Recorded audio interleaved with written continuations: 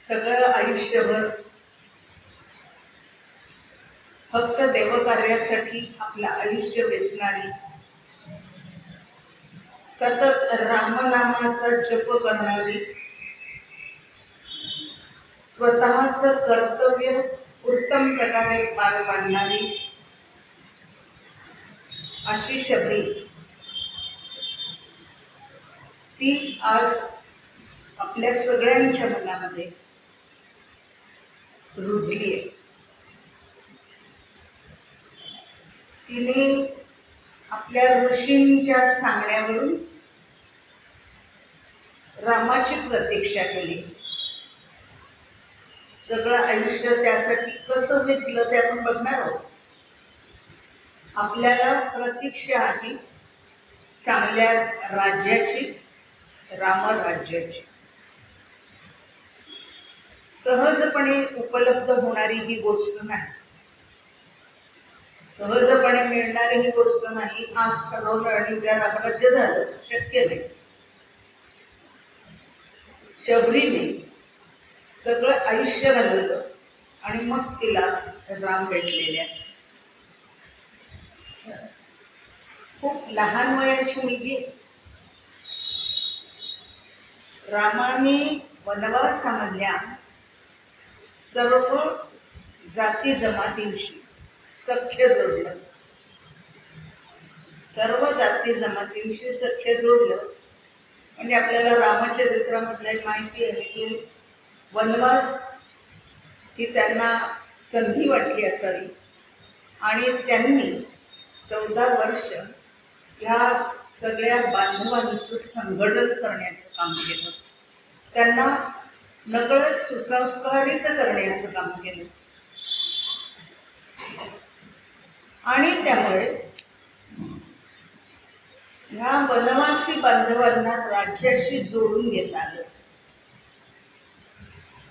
म्हणजे राज्याभिषेकाला गुहराजाला त्यांनी आपल्या बरोबर नेलेलं आहे. गुहाशी मैत्री आहे,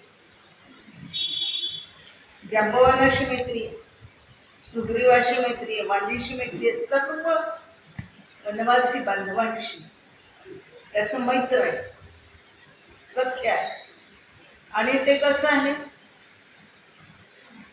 संपूर्ण जीवनभर आहे. क्षणिक मैत्री कोणाशीच नाही. एकदा मैत्र जोडलं की आयुष्यभर जपलं, हे रामाचं तत्व होतं. अशा रामांबद्दल मतंग ऋषींनी शबरीच्या मनामध्ये एक बीज रोवलं. शबर म्हणजे भिल्ल. या भिल्ल प्रमुखाची शबरी ही मुलगी आहे. कथा आपल्याला माहित आहे. त्यावेळच्या प्रथेनुसार लग्न कार्य म्हटलं की बोकडाचं जेवण म्हणजे गाव जेवण द्यायचं. मेजवानी काय तर हीच मेजवानी, बोकडाचं जेवण देणं हीच मेजवानी आहे. आणि त्यामुळे प्रमुखाने भिल्ल समाजाचा आणि म्हणून सगळ्यांना बोलवायचंय, एक प्रतिष्ठाने, स्टेटस ज्याला आपण म्हणतो तसं समाजामध्ये त्याचं आहे. आणि त्यामुळे आपल्या मुलीच्या लग्नामध्ये सगळ्यांना आपण हे उंची म्हणजे सगळ्यात उत्तम असं जेवण देणार आहोत. त्याच्यासाठी काही पोकळ त्याने आणून ठेवलेले आहेत. उत्तम असे, ज्याचं मांस उत्तम आहे, चविष्ट लागतो, अशा प्रकारचे प्रमुख असल्यामुळे सगळ्या त्यांनी ते केलेलं आहे त्याच्या इतमामाला साजेस. आणि त्या ही शबरी लहान आहे त्यामुळे त्या कोकणाबरोबर खेळायला तिला मजा वाटते. त्या कोकणाबरोबर खेळायला तिला मजा वाटते आणि ती रमून जाते त्यांच्यामध्ये. एकदा आई हाका मारते, 2 हाक मारल्या, 4 हाका मारल्या. ती काय आईकडे लक्ष द्यायला तयार नाही. आई चिडली आणि म्हणाली, खेळून घे खेळून घे, ती मेल्यावर कोणाशी खेळणार आहेस. ते वाक्य तिला कळलं. मरण म्हणजे काय माहित नव्हतं, पण ती मेल्यावर तो कोणाशी खेळणार काहीतरी तिला वेगळं वाटलं. घरात येऊन तिने आईला विचारलं, आई तू का म्हणालीस? तर म्हणाली, खेळून घे बोकडांशी, तेवढ्यात आपल्याच जणात आहे, तुझ्या लग्नासाठीच ते मागवले. आता ही घटना तसं म्हटलं तर नेहमीची आहे, म्हणजे त्या समाजाला साजेशी आहे, त्या भागामध्ये ते रुजलेलं आहे. म्हणजे ते काही वेगळं करतो असं कोणाला वाटण्याचं काही कारण नाही. बोकड मारायचे, मेजवानी द्यायचे, सगळं रुटीन आहे त्यांचं. पण ही शबरीच वेगळीच आहे. काही माणसं देवाने वेगळीच घडवून पाठवलेली असतात, तशी ही शबरी आहे. त्यामुळे तिला असं वाटतं की लग्न माझं, मला म्हणजे त्या बोकडांचा काय संबंध आहे, माझ्या लग्नाशी त्यांचा काय संबंध आहे? मग माझ्या आनंदात त्यांनी जीव का द्यावा? म्हणजे माझं लग्न म्हणजे काहीतरी आनंदाचा प्रसंग आहे. लग्न म्हणजे काय हे कळण्याचं पण ते वय नव्हे. पण मग माझ्या आनंदात ह्या बोकडांचा जीव जाणार असेल तर मग मी नाही, मला हे बोकड मारायचं नाही. हे जीव इतकी छोटी छोटी पिल्लं की म्हणजे ते खेळण्याचं वय, त्यांना मरण काय ते कळत नाही, असं ते वय आहे. आणि त्या इतक्या अश्राप जीवांचा म्हणजे मी तळतळाट घ्यावा का, किंवा त्यांनी मारून ते जेवण द्यावं का? आईला तिने बरंच विनवलं की नको ना, कशाला हे करायचं, दुसरं जेवण द्या ना. आई म्हणली ते काही नाही, तू वडिलांना सांग. आता वडील ऐकणार नाही हे तिला माहिती होतं, वडील ऐकणार नाही ते माहिती होतं. आणि त्यामुळे ती म्हणली की आता ते म्हणतील की लग्न तर करावंच लागणार आहे ना मला, मग काय करता येईल, लहान आहे ना. पण केवळ त्या बोकडांचा जीव जाऊ नाहीये की कुठेतरी तिच्या मनात आहे. आणि त्यामुळे ती म्हणते आता वडील परवानगी देणार नाही, लग्न करू नका म्हटलं तर करणार नाही, त्याच्यासाठी बोकड मारा म्हटलं तर मारू नका म्हटलं तर ऐकणार नाहीत. कारण त्यांनी उत्तर दिलं, आत्तापर्यंत इतक्या घरी मी जेवून आलो, इतकी लग्नांच्या जेवणावळी गेल्या आणि इतका पाहुणचार घेतला, आता मी नको का द्यायला? मी जगराटी जनरीत जे तुम्ही आम्ही करतो तसंच. मग ती म्हणाली की आता आपण घरातून निघून जाणं, पळून जाणं हा एकच मार्ग आहे. घरातून पळून जाणं हा एकच मार्ग आहे. आताच्या भाषेत बोलायचं झालं तर कोणत्या कारणाने पळाली घरातून महत्वाचं आहे ना. जमल्यासाठी का अन्य काही कारणांसाठी घरातून पळून गेली हा चर्चेचा विषय होऊ शकतो. पण शबरीचं घरातून पळणं हा आता कौतुकाचा विषय झाला आपला. आपण कौतुक करतो त्याचं. तर ती म्हणजे आता असं करते, म्हणजे मी लग्न होऊ नये याच्यासाठी मीच घरात राहत नाही, म्हणजे पिल्लंही वाचतील, माझं लग्नही होणार नाही आणि जेवणावळी द्यावी लागणार नाही, काहीच होणार नाही. एकच उपाय, मी घरातून निघून जाईल. परवानगी तर कोणी देणार नाही. मग रात्री आईवडील झोपल्यानंतर हळूच दार उघडलं. लहान आहे जीव, पण संस्कार कसे असतात म्हणून मगाशी म्हटलं की देव काहीतरी वेगळंच घडवून पाठवतं एखादं रसायन. तशी ती शबरी आहे. ती विचार करते की आईवडिलांचा निरोप न घेता मी जाते, त्यांना न सांगता मी रात्रीची बाहेर पडते. पण आता त्यांना उठवून पण चालणार नाही, म्हणून तिने त्या दोघांना रात्री नमस्कार केला. लक्षात घ्या, गोष्ट मुद्दाम सांगितली की संस्कार कसे असतात किंवा एखादं मूल कसं घडतं, की त्या दोघांना आई वडिलांना तिने नमस्कार केला आणि हळूच दार उघडून ती बाहेर पडली. तिला हे माहिती होतं की सकाळी मला शोधायला सगळेजण येतील, कारण सकाळीच त्यांना कळेल मी घरात नाहीये ना. त्यामुळे आत्ता मी लांब जाणं हे जास्ती चांगलं आहे. म्हणून ती घरापासून लांबवर गेली आणि एका झाडावर लपून बसली, पेरेदार वृक्षावर एका लपून बसली.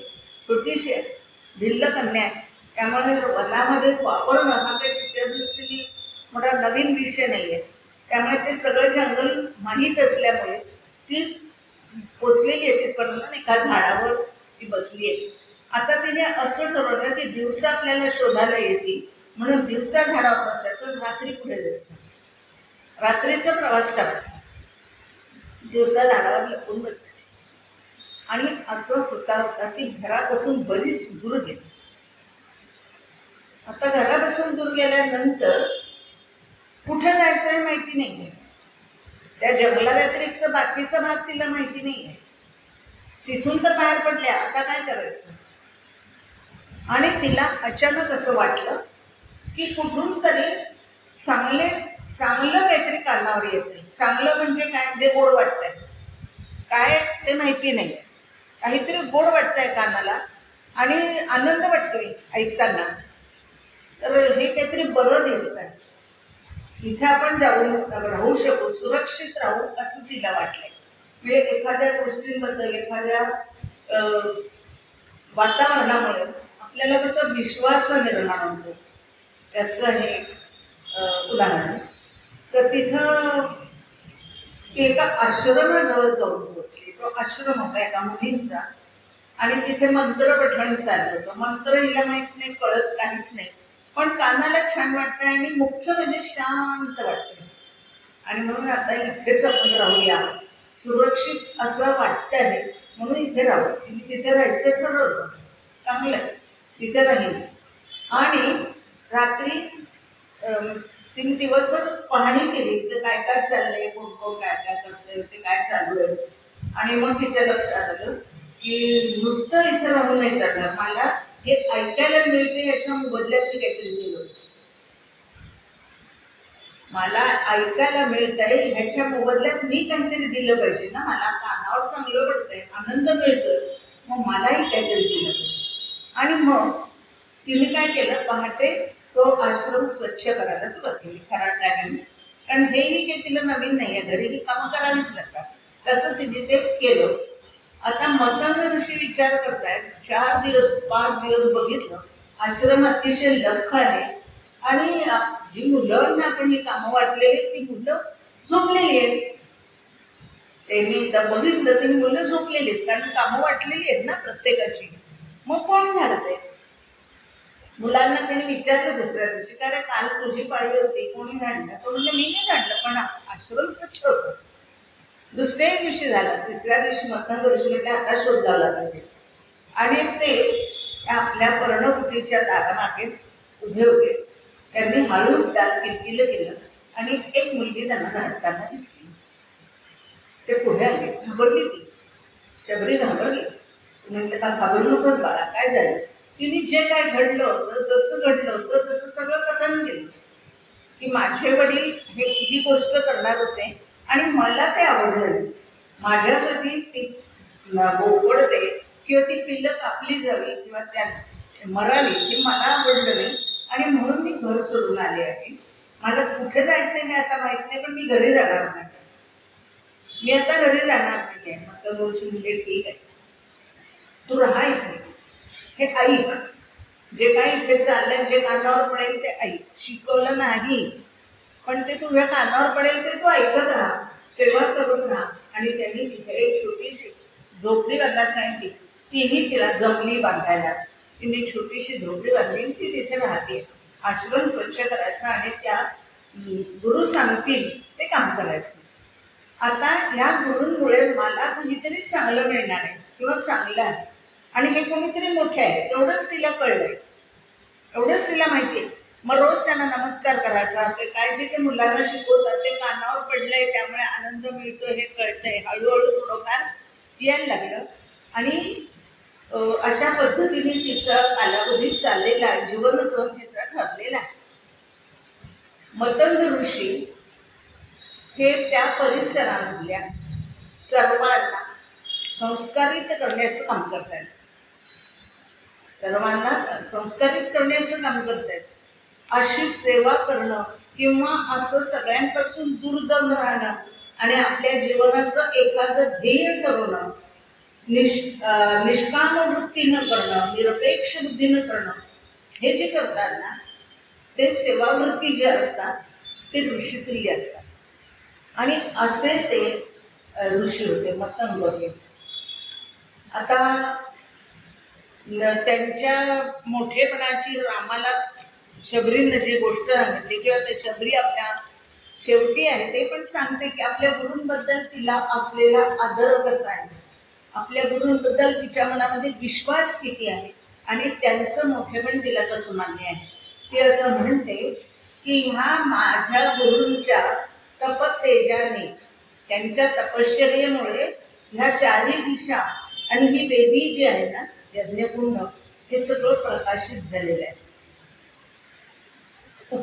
पुढे काही दिवसानंतर म्हणजे सेवा करत करत ते हळूहळू आता वृद्ध होत चाललेले आहेत आणि मग असं स्थिती आली की त्यांना स्नानासाठी सुद्धा लांबट जाता येत नाही. असं जेव्हा गुरुजींच्या बाबतीत झालं की उपासामुळे देह झिजत चाललेला आहे आणि आता स्नानाला जाता येत नाही, त्यावेळेला त्यांनी तपस्या म्हणजे मनानेच असं म्हटलं की आता मला सप्तसागर म्हणजे ह्या सागराचं स्नान होणार नाही.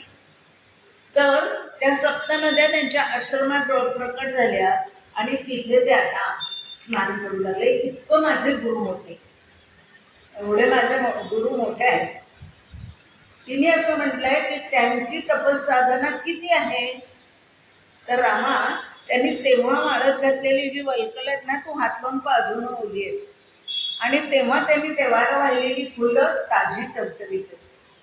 एवढं योग सामर्थ्य माझ्या गुरूंच्या मध्ये होतं आणि असे ते माझे गुरु, त्यांच्या आज्ञेमुळे मी तुझी वाटपात इथे थांबल्या. तू चित्रकूटाकडे गेलास त्याच वेळेला मतंग ऋषी म्हणजे माझे गुरु विजयधामाला गेले. मी त्यांना म्हटलो तरी मला पण तुमच्या बरोबर यायचे. ते म्हणले नाही, तुझं अजून जीवन कार्य व्हायचंय. प्रत्यक्ष रामाची तुला भेट होणार आहे, प्रत्यक्ष राम तुला भेटणार आहे, तोपर्यंत तुला थांबायचंय. रामांची भेट झाल्यानंतरच तुला विजयधामाला जाता येईल. तोपर्यंत प्रत्येकाच्या आयुष्याचा कालावधी ठरलेला आहे. प्रत्येकाचं आयुष्य कोणत्या ना कोणत्या कामासाठीच किंवा देवाची काही योजना असते आणि त्यासाठी आपण जन्माला आलेलो असतो. त्यामुळे तुझं कार्य अजून व्हायचं, राम येणार एवढं सांगितलं आणि ते निघून गेले. आता रामाला हिने बघितलेलं नाही, रामाला तिने बघितलेलं नाही. राम केव्हा येणार आहे माहिती नाही, कुठून येणार आहे माहिती नाही, हे काहीही माहिती नाही. पण गुरूंनी सांगितलं म्हणजे श्रद्धा आणि विश्वास या दोन गोष्टी असतील तर विहित कार्य पूर्ण होतं. आपण ठरवलेले जे कार्य आहे ते पूर्ण होतं. फक्त श्रद्धा आणि विश्वास मात्र पाहिजे. रामराज्य आम्हाला हवंय, चांगलं राज्य आम्हाला हवंय. रामराज्य म्हणजे काय, तत्वाचं राज्य, विचारांचं राज्य, पुन्हा विशिष्ट तत्वाचं राज्य आहे, ते आम्हाला हवंय. पण त्याच्यासाठी माझा जे काही नेम करायचे आहेत किंवा नियमित वागायचे आहे ते जर मी करणार नसेल तर रामराज्य येईल कसं. माझा स्वधर्म मला पालन करायचे आहे म्हणजे माझं कर्तव्य मला प्रामाणिकपणे करायचं आहे. ते करत असताना मी कुठल्याही फळाची अपेक्षा ठेवणार नाहीये. माझं काम मला करत राहायचं. असं जर प्रत्येक घटकाने ठरवलं, प्रत्येक घटकाने ठरवलं, कुठलाही असू दे, हो ना, विद्यार्थी असू दे, शिक्षक असू दे, गृहिणी असू दे, गृहस्थ असू दे, साहेब असू दे, शिपाई असू दे, राजकारणी असू दे, कोणीही असू दे, पण मी माझं कर्तव्य प्रामाणिकपणे करीन, माझं काम मीच करीन आणि कसं करीन, सेवावृत्तीनं करीन, निष्कामपणे करीन.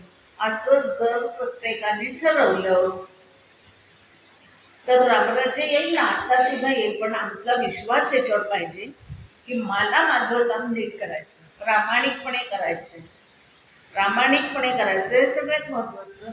वेळेत काम पूर्ण करायचं आहे हे सगळ्यात महत्त्वाचं. आणि हे जर आम्ही ठरवलं नाही कोणीच तर रामराज्य काय यावं ना, काय यावं हा मुद्दा आहे. अनेक गोष्टी आपल्या अवतीभोवती घडत असतात आणि त्या बघत असताना आपण प्रामाणिकपणे आपल्याला असं वाटत असतं की त्यात मी नाहीये, त्यात मी नाही असं आपल्याला वाटत असतं. परंतु एक गोष्ट मात्र आपण विसरतो की त्यात मी नाही ह्या तटस्थ वृत्तीमुळे, म्हणजे मी चांगलंही बोलणार नाही, वाईटही बोलणार नाही, चांगल्याच्याही बाजून जाणार नाही, वाईटाच्याही बाजून जाणार नाही, त्यामुळे घडायच्या त्या घटना घडतच राहतात. निदान चांगल्याच्याच बाजूने मी फक्त बोलीन किंवा राहीन एवढं तरी आपल्याला करता येईल. ती आपली भूमिका आपण व्यवस्थित पार पडूया. हो ना. जटायूला वाटलं की एका स्त्रीला पळवून घेऊन चालले ते बरोबर नाही, त्या स्त्रीला घेऊन चालले ते बरोबर नाही, त्याला मी प्रतिकार केला पाहिजे. हे ते जटायूला वाटतं. हे जेव्हा जटायूला वाटतं आणि जटायू त्याच्यासाठी रावणाला प्रतिकार करतो, खरं बोलतो, माझे प्राण पंखात आहे म्हणतो, खरं बोलतो आणि पंख कापले जाऊन जटायू प्रतिकाराला सक्षम राहत नाही. हे घडतं केव्हा? आता आपल्याकडे काय होतं ते आपल्याला माहिती, हो ना. त्यामुळे आपण आपलं धर्म पाळतोय का एवढं फक्त लक्षात ठेव. धर्म म्हणजे कर्तव्य. एवढं आपण जटायूला कोणी सांगितलं होतं का? पण स्त्री सन्मान, एका स्त्रीला जबरदस्तीने घेऊन चालला आहे आणि ह्याला मला विरोध केला पाहिजे, हे त्या वनवासी बांधवाला कळलं आणि त्याने रावणाला प्रतिकार केला. रामायणातल्या अनेक कथा, छोटे छोटे प्रसंग आपल्याला असं काही काही शिकवून जाणारे आहेत, हो ना. आता तो राम शबरीला भेटायचा, शबरीला त्या रामाला भेटायचं म्हणजे राम माझ्यापर्यंत येणार आहे यावर विश्वास आहे. शबरीला रामाने पाहिलेलं नाही, शबरीने रामाला पाहिलेलं नाही, पण गुरुजींनी सांगितलंय, माझ्या गुरुंनी सांगितलंय की राम येणार आणि त्यामुळे तो येणार. माता तो येणार म्हणजे स्वागत करायला हवं. राम माझ्याकडे येणार म्हणजे मला स्वागत करायला हवं, म्हणजे मग माझा परिसर स्वच्छ ठेवायला हवा, परिसर स्वच्छ ठेवायला हवा. एखादा मंत्री येणार असेल तर रस्ते स्वच्छ होतात की नाही? होतात ना. मग शिस्त असते त्या रस्त्यावर. एरवी का नसते माहित नाही, रस्ते एरवी घाण का असतात माहित नाही, पण मंत्री येणार म्हटल्यानंतर आता राम येणार हो प्रत्यक्ष, म्हणजे सगळं स्वच्छ. मग आपल्याला असं वाटतं राम येणार म्हणजे चांगल्या दिशेने पूर्वेकडून येतील. तिने पूर्व दिशा स्वच्छ करायला सुरुवात केली. झोपीच्या पूर्वेला पुन्हा म्हटली की इकडे नाही येतील कशावरून, इकडूनही येतील, म्हणजे सगळाच परिसर स्वच्छ करायला हवा, सगळा परिसर स्वच्छ करायला हवा.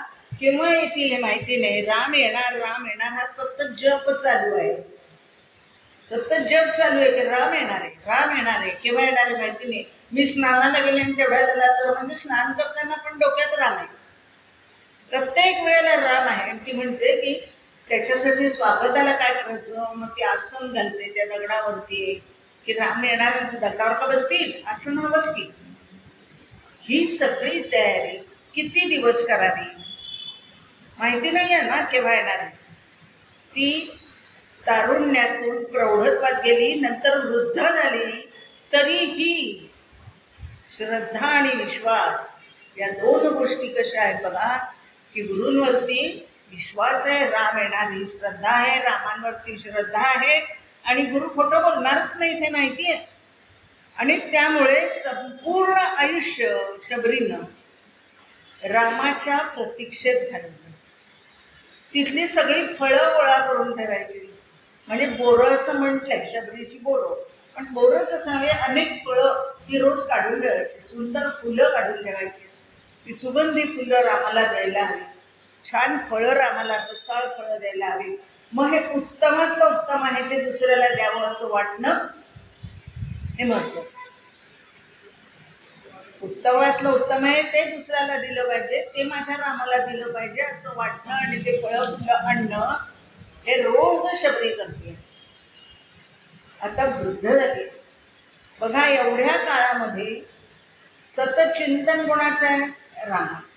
सतत चिंतन रामाचं आहे, देवाचं चिंतन आहे, जप रामाचंच आहे, तोंडाने जप रामाचाच चाललेला आहे. आतापर्यंत ऋषींच्या सांगण्याप्रमाणे तिने सगळं केलेलं आहे, सद्गुरूंची सेवा केलेली आहे, ऋषींची सेवा केलेली आहे, सतत ऋषींच्या संगतीमध्ये आश्रमामध्येच ती राहिली आहे. त्यामुळे सत्संग घडलेलाच आहे. विपरीत असं तिच्या आयुष्यात काही कोणी मदत आलेलंच नाही. त्यामुळे कुसंगती कधी घडलेलीच नाही, कुसंगती कधी घडलेलीच नाही.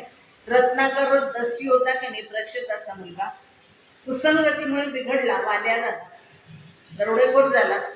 हो ना, वाल्या झाला, दरोडेखोर झाला. आणि मग नारदांच्या मुळे रामाचा जप करून वाल्मिकी झाला. ह्या सगळ्या कथा आपल्याला रामायणातच ऐकायला मिळतात, बघायला मिळतात, वाचायला मिळतात.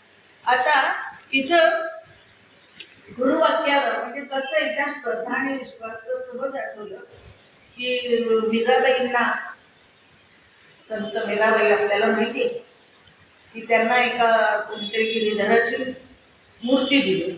हे कोण गिरीधर, आणि एक वरात चाललेली होती रस्त्याने. आईने तिने आईला विचारलं, हे काय तुम्ही लग्न तिचं झालंय, मग तिला तिथे तर वरात आहे, मग ती सासरी जाईल वगैरे, असं तिच्या आजीने वर्णन केलं. मग तुझा म्हणे मग माझा नवरा कोण गो? मीराबाईने विचारलं, माझा नवरा कोण? म्हणजे गिरीधर. मग ती प्रतिमा होतीच तिच्या हातात. आणि मग तिच्या डोक्यामध्ये ते इतका विश्वास आणि श्रद्धा की गिरीधरच माझा पती आहे, आणि त्यानुसार तिने त्याचीच सेवा, म्हणजे हाच माझा पती आहे असं म्हणून मग विषाचा प्याला दिला वगैरे, हे सगळी कथा आपल्याला माहिती. पण एकदा एखाद्या गोष्टीवरती आपण श्रद्धा ठेवलेली, विश्वास ठेवला की कशी ती मिळेपर्यंत किंवा कसं आपण त्याच्यात जातो, याचं एक मीराबाई हे जसं शबरीसारखंच उदाहरण आहे.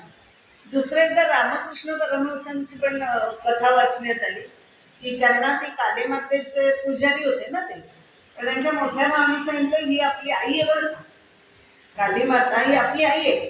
तेव्हापासून त्यांच्या डोक्यात एक कालीमाता माझी आई आहे म्हणून ते म्हणजे मुलाचा आणि आईचा समाभाव, तसं रामकृष्ण कालीमातेशी होत आहेत. ती त्यांची माता होती कालीमाता, खरं म्हणजे देवीची मूर्ती, परंतु एक डोक्यात की ती माझी आई आहे, भावाने सांगितलंय म्हणजे ती माझी आई आहे. आणि तो भाव मनामध्ये निर्माण झाला आणि आईसाठी कालीमातेची सेवा त्यांनी आयुष्यभर केली, आई म्हणून सेवा केली. गोंदवलेकर महाराजांची आपल्याला माहिती आहे कथा की रामाच्या डोळ्यात पाणी आलं, तू यात्रेला निघाला, रामाच्या डोळ्यात पाणी आले, गोंदवलेकर महाराज परत आले. भक्तासाठी देव वेडा होतो, तुकाराम महाराज म्हणतात देव वेडा होतो भक्तांसाठी. म्हणजे जसे भक्त देवासाठी वेडे होतात तसं त्या भक्तांसाठी देव वेडे होतात. आणि तुकाराम महाराज म्हणतात वेडा झाला देव वेडा झाला. म्हणजे तो वेड्यासारख्या सगळ्या गोष्टी कर, म्हणजे त्याच्यासारखं रामा. आता लहान मुलं जसं ते चाललाय, आता गोंदवलेकर महाराज निघाले, आपल्या भक्त आता यात्रेला निघाले, त्यांच्या डोळ्यात पाणी आलं. एकाने जाऊन सांगितलं की आपल्या मूर्तीच्या डोळ्यातून पाणी येतं. गोंदवलेकर महाराज परत आले, म्हणले रामा मी जाऊ नको का? नाही जात मी यात्रेला, आणि डोळ्यातलं पाणी थांबलं. आता हे श्रद्धा आणि भक्ती असल्याशिवाय होत नाही, या काल्पनिक कथा नाही. आपली श्रद्धा असेल किंवा विश्वास असेल तर आपल्याला या कथा खूप काही संस्कार देऊन जातात. या कथा सगळ्या संस्कार देणाऱ्या कथा आहेत. आपल्या साधनेवरती प्रत्येकाचा विश्वास हवा की माझ्या भारतामध्ये रामराज्य येणार आहे, त्याच्यासाठी मला प्रयत्न करायचा. एका पिढीत होणार नाही, 2 पिढ्या 4 पिढ्या जावे लागतील, पण मला तो विचार पुढे पुढे द्यायचाच आहे, संस्कारित करायचं माझ्या मुलांना, त्यांनी पुढे संस्कारित व्हायचंय. आणि अशा पद्धतीने हे प्रवाहित होणं हा विचार हे महत्वाचं. एका पिढीत एक गोष्ट कोणतीच होत नाही. तारुण्यापासून वृद्धत्वापर्यंत अनेक वर्ष शबरीने तपश्चर्या केली आणि तिला राम भेटलेले आहे. आणि रामराया आले तिथे आले आणि शबरीला काय करू नये काय नाही असं झालं, आणि देव वेडा झाला. खरं म्हणजे राम पाय धुवून घेत नाही, एकदा केवटाकडून धुवून घेतले, त्याच्यानंतर रामाने पाय नाही धुवून घेतले. एकदा केवटाकडून रामाने पाय धुवून घेतले, ते सुद्धा त्यांनी म्हटलं की तुझ्या धुळीमुळे माझ्या चरितार्थाचं साधन झालं रे बाबा, म्हणून मग ते धुतले. अर्थात ती गोष्ट कथा वेगळी आहे, पण तेव्हा एकदा पाय धुवून घेतले. आणि आता शबरी पाय धुतीये रामाचं. लक्ष्मण बघतोय हे कधी न करून घेणारे हे काय करतायत, पाय धुवून घेत आहेत.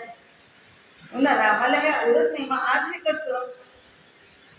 पण त्याने पाय धुवून घेतले.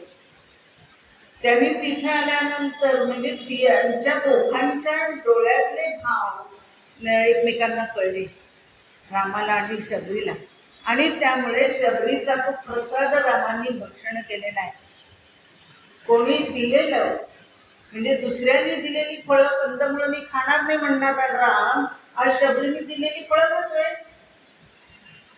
नेम मोडला ना, परंतु तो नेम मोडण्यामागचं कारण काय होतं? शबरीची भक्ती आणि भाव. ते रामालाही कळत होतं आणि म्हणून भक्तासाठी देव वेडा झाला आणि त्याने आज पाय धुवून घेतले. तिने आणलेली फळं खाल्ली आणि त्यामुळे लक्ष्मणाला सुद्धा आश्चर्य वाटलं आणि शबरीचं मोठेपण पण कळलेलं आहे. त्यावेळेला रामानं विचारलं की तुला भक्ती माहितीये तर काय आहे ते? तुला सांगण्याची आवश्यकता नाही, कारण तू सत्संगतीमध्ये होतीस, भगवंताची गोडी तुला लागलेली आहे, त्यांच्याच कथा तू ऐकल्यास, सद्गुरूंची सेवा तू केली आहेस, सतत भगवंताचं संकीर्तन केलंयस. एवढंच नाही तर सतत मंत्रजप केलेला आहेस. संकीर्तन मोठ्याने करायचं आणि जप मनात करायचा, तेही तू केलेलं आहेस. स्वतःवरती संयम ठेवलाय, स्वतःवरती संयम ठेवलाय. हे किती महत्वाचं आहे हो ना. हे सगळ्यात महत्वाचं आहे की तिथे खरं म्हणजे कंदमुळं खातोय का नगरात जातो काय हे पाहायला कोणी येणार होतं का रामाला? नाही. परंतु मी वचन दिलंय आणि माझ्या मनावर माझा ताबा पाहिजे ना की नाही जाणार मी नगरात, दुसऱ्याने आणलेले कंदमुळं नाही मी खाणार. हे सगळं मी ठरवलंय आणि मीच ठरवलंय, त्यामुळे मीच ते पार पाडलं पाहिजे. तर मनावर ते त्याचा ताबा आहे. कुठल्याही साधनेचा पाया हा सदाचरण असतो. सर्वत्र भगवंत आहे, सर्वत्र भगवंत आहे हे आपल्याला पाहता आलं पाहिजे. ती सगळ्यांच्या मध्ये आहे. म्हणजे जसं आपण म्हणतो की तुमच्यातही राम आहे माझ्यातही राम आहे, म्हणून दोघांनी एकमेकाला रामराम म्हणायचं. तुम्ही मला म्हणायचं, मी तुम्हाला म्हणायचं. दोघांनी एकमेकांच्या रामाला नमस्कार करायचा, रामराम म्हणायचं हो ना. पण हे नुसतं म्हणण्यापुरतं असता कामा नये, आपल्या कृतीतून ते व्हावं अशी रामाची इच्छा आहे. अशी रामाची इच्छा आहे किंवा देवाची इच्छा असते की सर्वत्र सर्व ठिकाणी मी आहे हे तू केलं पाहिजे. एकदा त्या शारदा मातांची कथा सांगतात नाही प्रवचनामध्ये त्यांची, की त्या गादीच्या घुमडला गेला होता, त्यांच्या समोर घातलेलं होतं प्रवचन होतं आणि तो गादीच्या घुमडला गेला होता. तेव्हा त्या म्हणल्या की ते गादीच्या होईल ते आधी सरळ कर. इतक्या वरती म्हणजे इतक्या उंचीवर पोचलेली ही सगळी मंडळी जी आपल्याला विचारवंत म्हणून आपण ज्याचं अनुसरण करतो तशी ही मंडळी आहे. तसं त्यांनी म्हटलं तर गादीच्याला ती घुमडला गेलाय ना ते आधी सरळ कर, त्यालाही दुःख आहे, त्याला पण दुःख होत असेल ना, त्याच्यातही जीव आहे, त्याच्यातही जीव आहे. हे पाहायला फार उंची गाठावी लागते. ती शारदा मातांची होती. मुख्य म्हणजे साधकांना संतोष बाळगावा, नेहमी संतुष्ट वृत्ती ठेवावी. मला हे हवंय ते हवंय ते हवंय, हे असतं तर बरं झालं असतं, ते असतं तर बरं झालं असतं, हा भाव मनामध्ये असता कामा नये. आणि सर्वांशी प्रेमानं सरळपणाने वागणं, देवे दावे किंवा कमी जास्ती असं काही नाही, सर्वांचे सारखं वागणं हो ना. हे असणं. तर ह्या 9 पायऱ्या आहेत. मानवाला मोक्षाला मिळवायचं असेल तर या 9 पायऱ्यांवरून जावं लागतं. यातली कुठलीही एक पायरी सध्या झाली तरी सुद्धा भगवंताचं दर्शन होऊ शकतं. पण शबरी तुला तर सगळ्याच गोष्टी मिळाल्या, या सगळ्या सातही 9ही पायऱ्या भक्तीच्या तू ओलांडून पलीकडे गेलीस. त्यामुळे तुला आता काय हवंय? तर तिने सांगितलं की मला काहीच नको आता, तुमचं दर्शन व्हावं म्हणून मी थांबले होते. गुरूंनी सांगितल्याप्रमाणे तुमचं दर्शन झालं, आता मला काही नकोय, आता मला निजधामाला जायचं आहे. पण जाण्यापूर्वी तुम्हाला एक सांगते की तुम्ही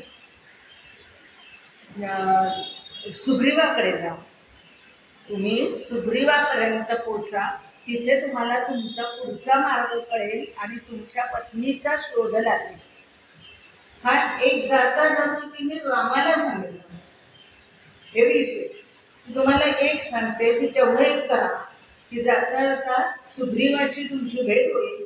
तिथे तुम्हाला एक भक्त भेटेल, तो हनुमंत, आणि मग तुमच्या जीवनामध्ये तुम्ही यशस्वी व्हाल असं शबरी त्यांना सांगते. देव वेडा झाला, भक्तासाठी भगवंत वेडा, भगवंतासाठी भक्त वेडा, अशा जोड्या ह्या आपल्याला फक्त रामायणातच वाचायला मिळतात. म्हणजे आपल्या जुन्या इतिहासात जुन्या इतिहासात या सगळ्या जोड्या आपल्याला बघायला मिळतात. तर अशी ही शबरी आहे. आता आपल्याला रामराज्य आहे, आपल्या अवतीभोवती जी खेडी आहे किंवा जी वनं आहेत, वनवासी ज्याला आपण म्हणतो, या वनवासी बांधवांसाठी यांना आपल्यात घेण्यासाठी खूप प्रयत्न चालले. अनेक वर्ष म्हणजे 1952 पासून हे प्रयत्न सुरू आहे आणि वनवासी कल्याणाश्रम ही संस्था त्याच्यासाठी कार्यरत आहे. आणि त्यामुळे 2004 साली डांग जिल्ह्यामध्ये एक शबरी कुंभमेळा भरला होता.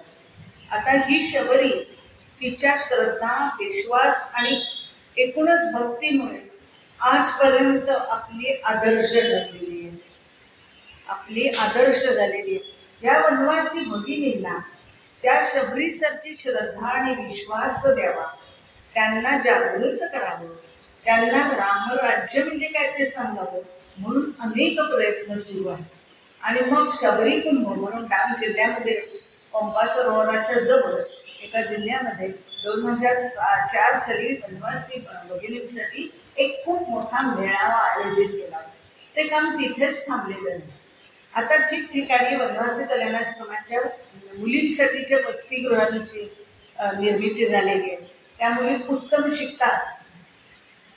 वेगवेगळ्या भागात वेगवेगळे आहेत. म्हणजे आसाममध्ये असतील, नागपूरमध्ये असतील, नागालँडमध्ये असतील. नागालँडच्या मुली नागपूरच्या वसतिगृहामध्ये येऊन राहतात.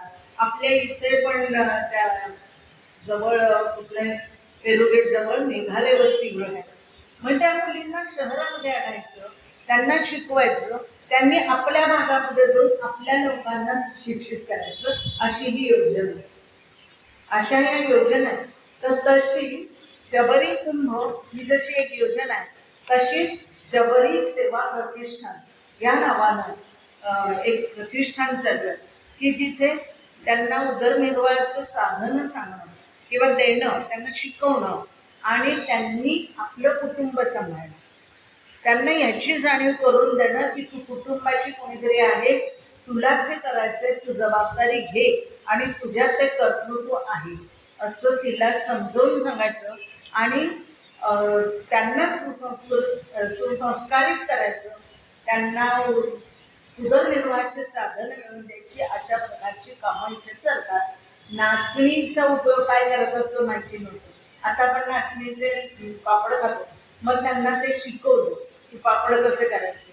मग त्यांना हा विश्वास द्यायचा की हे तुम्हाला आता आम्ही विक्री करता, आम्ही तुम्हाला बाजारपेठ मिळवून देऊ आणि अशा पद्धतीनं त्यांना उदरनिर्वाहाचं साधन मिळवून देणं हे महत्त्वाचं आहे. शबरी योजना छत्तीसगडमध्ये बांबूच्या वस्तू तयार करणारे एक केंद्र आहे आणि वेगवेगळ्या म्हणजे राखीपासून सगळं बनवणं, वेगवेगळ्या पर्सेस, टोपल्या, जे काही शेल्फ असतील किंवा बांबूपासून वेगवेगळ्या प्रकारच्या वस्तू बनवायच्या आणि त्याच्या विक्री केंद्र जे आहे त्या विक्री केंद्राचं नाव पण शबरी विक्री केंद्र असं दिलं आहे.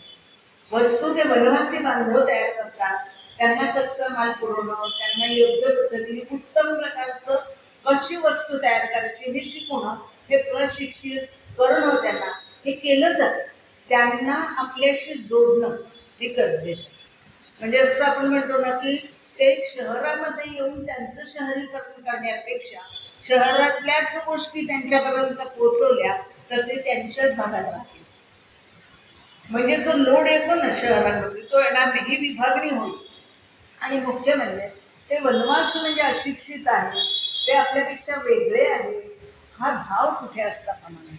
आणि म्हणून भक्तीमधला एक मार्ग सांगितला की सगळेजण आपल्यासारखेच आहेत, सगळ्यांमध्ये ईश्वर पहा, असा जो मार्ग एक भाव सांगितला भक्तीचा, तो देशभक्तांच्या मनामध्ये, देशबांधवांच्या मनामध्ये निर्माण होण्याची गरज आहे.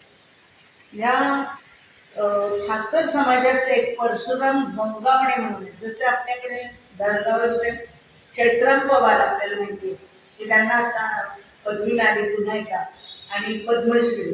तर त्यावेळेला त्यांनी तिथे काय केलं आहे, तिथे त्यांनी आपल्या गावाचं कसं म्हणजे उद्धार केला असंच म्हणूया, की त्यांना इतरत्र जावं लागत नाही. पाण्याची सोय केली आहे, त्यांच्या जेवणाची सोय केली आहे.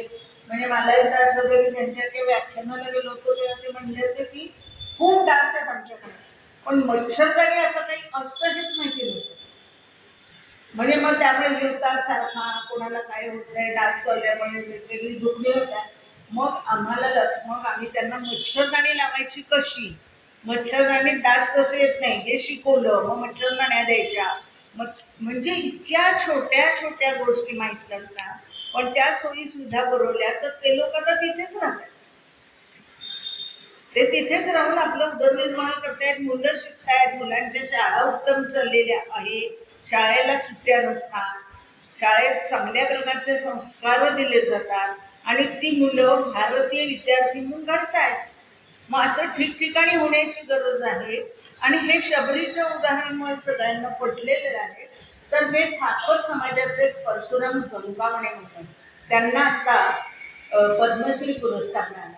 ते कुडाळचे, ते कठपुतलीमधून, म्हणजे कठपुतल्यांचा खेळ करतात आणि रामायण महाभारताच्या कथा लोकांपर्यंत पोचवतात. म्हणजे प्रचाराचं एक मोठं माध्यम आणि संस्कार कथा, लोकांवरती संस्कार देण्याचे उत्तम कार्य ते करतात.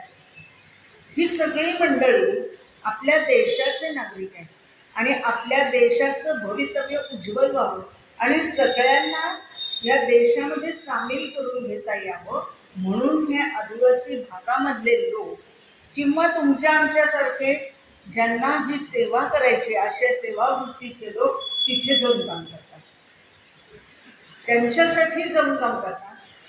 आजच एका वैशाली ते देशपांडे म्हणून त्यांना मी फोन केला होता की काही जरा माहिती मला हवी होती या संदर्भामध्ये म्हणून.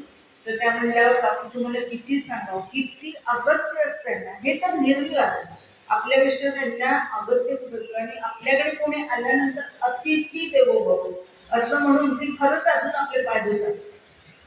आता आपली ही कल्पना गेलेली आहे, आपले पाय कोणी धुणे वगैरे ही कल्पना गेली, पण तिथे गेल्यानंतर अजूनही हा अनुभव येतो. नाही नाही, तुम्ही पाय धुतल्याशिवाय अहो आम्ही घेऊ आमच्या हाताने, गडव्याने पाणी घ्यायला काय लागतंय पायावर, नाही नाही, तुम्ही आमच्याकडे पाहुणे आले, इतकं आदरात येते. हे जसं शबरीने रामाचं केलं ते त्यांच्या मनात रुजलेलं आहे, ती त्यांची संस्कृती झाली आहे आणि त्यानुसार आपले संस्कार त्यांनी सोडलेले नाहीत. त्यानुसार ते आजही आपले पाय धुतात, गोडाधोडाचं करून देतात. मला आठवत आहे, मी पण एकदा एक कुंटामळी म्हणून कुंटामळी या नावाचं एक गाव आहे धडगाव जिल्ह्यामध्ये, आणि वनवासी कल्याणाश्रमाचे कन्या छात्रालय धुळ्याला होतं. तिथे त्या मुली यायच्या, त्यांचं पालकत्व म्हणजे त्यांची विचारपूस करायची, त्यांना रोज रोज भेटायचं, काही अडचणी आहेत ना त्यांच्या पालकांचं काही नाही असं बघायचं, एवढंच करत होतो. शहरात राहून करत होतो एवढंच, खेड्यात जाऊन जाईल. पण केव्हा तरी एकदा त्यांच्या घरी जायचं. तर आम्ही एका रंजना नावाच्या मुलीला भेटायला गेलो, तिथे कुंटामळीची. तिथे गेल्यानंतर तिथे काही एस टी बस स्टॉप वगैरे असं काही असत नाही, एस टी स्टँड वगैरे असं, कुठल्या तरी झाडाखाली बसायचं, पानावर बसायचं आणि यायचं. म्हणजे ही सवयीच आहे तिथपर्यंत त्या सुविधा आता पोचल्या, पूर्वी नव्हत्या. त्या बाई आल्या आणि म्हणाल्या की काकू जरा 2 मिनिटं घरी येत आहे का, आमचं घर तर बघा अतिशय स्वच्छ सुंदर बनवतं, एकच खोली पण शेणानं छान सारवलेली, कुठेही काही घाण नाही अशी छान. आणि तिथं वरती शिंकाळ, त्या शिंकाळ्यामध्ये 3-4 मडकी होती एकावर एक ठेवलेली. त्या बाई वर जरा उंचावर अशा चढल्या आणि वरच्या गाड्यातून त्यांनी 2 मोठे हरभरे काढले आणि त्या म्हणाल्या की काकू हे आमच्या घरच नाही, तुम्हाला द्यायला दुसरं काही नाही आहे हो, पण हे मात्र तुम्ही घेऊनच जा, आमच्या घरचं तुम्ही काहीतरी न्यावं असं वाटतं. आणि म्हणून आता बघा ते गाडगी एवढ्या गाडग्यामध्ये हरभरे म्हणजे त्यांच्यातलंच कमी करून त्यांनी मला दिलं होतं.